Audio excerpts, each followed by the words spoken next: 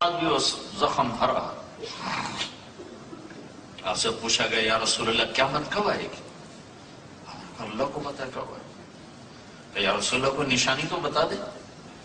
تو آپ نے فرمایا جب ماؤں کو ذلیل کیا جائے گا تو قیامت آ جائے گی. جب اولادیں اور خاص طور پر بیٹیاں بھی اپنی ماؤں کو ذلیل کریں گی تو اللہ قیامت قائم کر دے.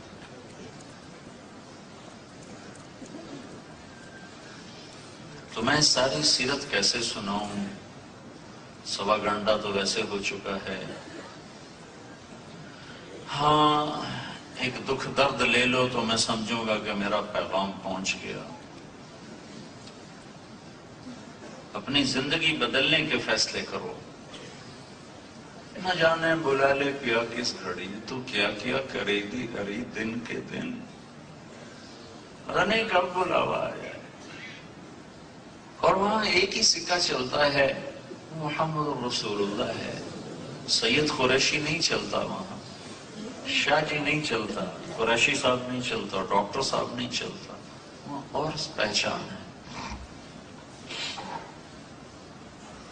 آپ نے فرمایا جب میں جنت میں جاؤں گا تو میری سواری کی لگام بلال کے ہاتھ میں ہوگی جو پکڑ کر میرے ساتھ ساتھ جا رہا ہے.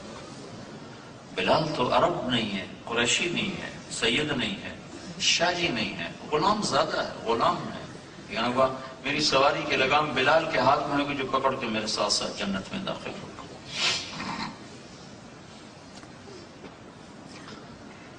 تو میرے عزیزو جوان ہو, ہم ڈھل رہے ہیں. تمہاری ابتدا ہے, ابھی سے اپنی جوانی کو سمیٹ لو اور اسے اللہ اس کے رسول کے ہاتھوں میں دے دو. سیاسی لوگوں کا اعلیٰ کار بننے سے بچو, تحریکوں کا اعلیٰ کار بننے سے بچو, فرقہ واریت کی آگ میں جلنے سے بچو. امت بن کے چلو, امت بن کے چلو, امت بن کے چلو. اللہ کے رسول نے اس امت پر صرف آنسو نہیں بہائے, خون بہایا ہے. اپنی اولاد کو ذبح کروایا ہے, اپنے گھرانے کو بیٹیوں کا دکھ مار دیتا ہے. اور حرم کے اندر عتبہ نے آ کر ابو لہب کے بیٹے نے حضرت رقیہ اور ام کلثوم دونوں کا نکاح ہو چکا تھا ابو لہب کے بیٹوں سے, اور ابھی رخصتی باقی تھی کہ آپ نے نبوت کا اعلان فرمایا. اس نے بکواس کی, اللہ نے جواب دیا تبت یدا ابی لہب وتب. تو اس نے کہا جاؤ محمد کی بیٹیوں کو طلاق دے دو ورنہ تم میرے گھر میں نہیں آ سکتے. تو عتبہ نے آ کر اللہ کے نبی صلی اللہ تعالی علیہ وسلم حرم میں اندر بیٹھے تھے, اگر یہاں سے گریبان پکڑ یوں جھٹکا دیا, آپ کا گریبان پھٹ گیا. کہ تیری بیٹیوں کو طلاق ہے. طائف کے پتھر کھائے اور اف نہیں کی, اوہ نہیں کی. اور ان کے لیے جب فرشتے نے کہا کہ ان کو پیس دوں تو کہا نہیں, اللہ ان کی نسل سے ایمان والے نکالے گا. طائف کے پتھروں سے بد دعا نہیں نکلی, لیکن بیٹی کی طلاق نے ایسا دکھ پہنچایا کہ آپ نے کہا میں اللہ سے مانگتا ہوں کہ تیرے اوپر کوئی کتا چھوڑ دے. اپنے گھر کو سرما بنایا ہے. عتبہ گیا تجارت کے لیے شام تک, شیر نے اس کو پکڑا اور اس کی بوٹی بوٹی کر کے پھینک دی. تو میرے عزیزو آپ جوان ہو, اپنی منزل 2 چیزیں بناؤ, اللہ اس کے رسول کو راضی کر اور ایک صحیح علم حاصل کر. تیسرے کام سے نکل جاؤ, اپنے اخلاق بناؤ, اپنے کردار کو بناؤ. حضرت محمد صلی اللہ علیہ وسلم ہمیں زندگی دے کر گئے. زندگی اللہ کی قسم ایک ہی ہستی ہے جس کی ہر ادا محفوظ ہے, ہر ادا. اس کی نقل اتارتے جاؤ. میرے نبی جب غمگین ہوتے تھے تو یوں بیٹھا کرتے تھے. تو مجھے بتاؤ اگر یہ چیز سیرت میں نہ لکھی ہوتی تو کوئی کمی تھی ہمیں سیرت. لیکن میں قربان جاؤں, اللہ پہ جب عشق کرتا ہے تو ہر چیز کیسے محفوظ کر کے پہنچائی. جب آپ غمگین ہوتے تھے تو آپ یوں بیٹھا کرتے تھے. یہ آپ کے غم کی نشانی ہے کہ آپ نے ایسے داڑھی پکڑی ہوتی تھی اور ایسے ایسے کونی رکھی ہوتی تھی اور یوں بیٹھے ہوتے تھے. یہ اس بات کی نشانی ہے کہ آج اللہ کے نبی غمگین بیٹھے. جب آپ کو غصہ آتا تھا تو اظہار تو ہوتا نہیں تھا, تو یہاں ایک رگ تھی جو ایسے ایسے پھڑکتی تھی. یہ اس بات کی نشانی ہوتی تھی کہ آج اللہ کے نبی ناراض بیٹھے.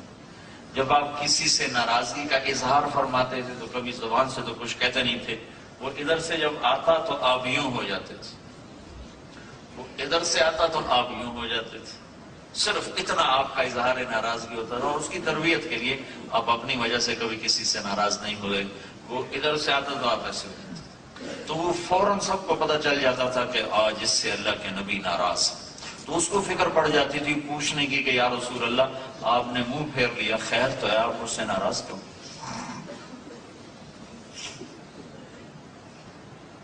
ابو ہریرہ جہاد میں جانے لگے، ماں نے روکا کہ میں اکیلی ہوں، مجھے چھوڑ کے نہ جا، کہا نہیں، اللہ کے نبی نے کہا میں نے جانا ہے۔ ایک واقعہ اس پہ سنا رہا ہوں، یاد ہے، تو انہوں نے کہا بیٹا میں تجھے اپنے دودھ کا واسطہ دیتی ہوں جو میں نے تمہیں پلایا، مجھے چھوڑ کے نہ جا، میں اکیلی ہوں۔ انہوں نے کہا نہیں، اللہ کے نبی نے کہا میں نے جانا ہے، تو ہتھیار سجائے اور چل پڑے۔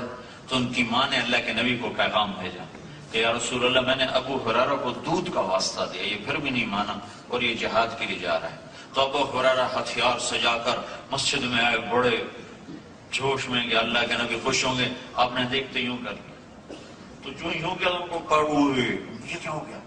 میں تو سوچ رہا تھا اللہ کے نبی کہیں گے مرحبا مرحبا، تب نہیں، تو بھاگ کے ادھر سے کیا ہوا کیا ہوا؟ دور ہو جا میری نظروں سے، تو ماں کے دودھ کے واسطے کو بھی نہیں مانتا ہے، مجھے تیرے جہاد کی کوئی ضرورت کوئی، ماں کو چھوڑ کے جہاد، کون سا جہاد کرنا چاہتے ہو ماں کو چھوڑ کے؟ تو جب آپ کسی سے ناراض ہوتے تھے، جب آپ خوش ہوتے تھے تو یہ گالوں سے نور ایسے نکلتا تھا، جب آپ ہنستے تھے تو بس صرف اگلے دانت نظر آتے تھے، کبھی کبھی آپ زور سے ہنستے تو پچھلی داڑیں بھی نظر آتی تھی، ہاں ہاں کر کے آپ کبھی نہیں ہنسے، ہمیں نہیں روکا، خود کبھی ہاں ایسے کر کے نہیں ہنسے، کبھی کبھی ایسا مسکرائے کہ پچھلی داڑیں آپ کی نظر آتی تھی۔ جب آپ مجلس میں بیٹھتے تھے تو یہ حرکت آپ کی بے ساختہ حرکت تھی، یہ ہتھیلی یہ انگوٹھا، یہ ہتھیلی یہ انگوٹھا، اور اس کو ایسے آپس میں آپ ٹکراتے رہتے تھے، یہ مجلس میں آپ چوکڑی مار کے بیٹھتے تھے، ہمیشہ چوکڑی مار کے بیٹھتے اور یوں کرتے رہتے تھے، گفتگو بھی ہو رہی اور یہ ایسے ایسے بھی ہو رہا، اور کبھی محفل میں اپنے پاؤں نہیں پھیلائے، کسی کو انگلی کا اشارہ نہیں کیا، جب کسی کو اشارہ کیا تو پورے ہاتھ کا عزت کے ساتھ اشارہ کیا۔ جب کوئی آپ کو دائیں طرف سے بولا تھا یا رسول اللہ، تو آپ نے کبھی ایسے نہیں کیا، ہاں جی افتخار صاحب کیا بات ہے، آپ پہلے ایسے ہوتے تھے، یوں پھر فرماتے جی فرمائے، یہ پورا سینہ اس کو عطا فرماتے تھے، ہاں۔ جب کوئی ادھر سے بلاتا تو پورا آپ ایسے مڑتے تھے، کوئی ادھر سے بولا جی راجا صاحب فرمائیے، یہ اخلاق تھے۔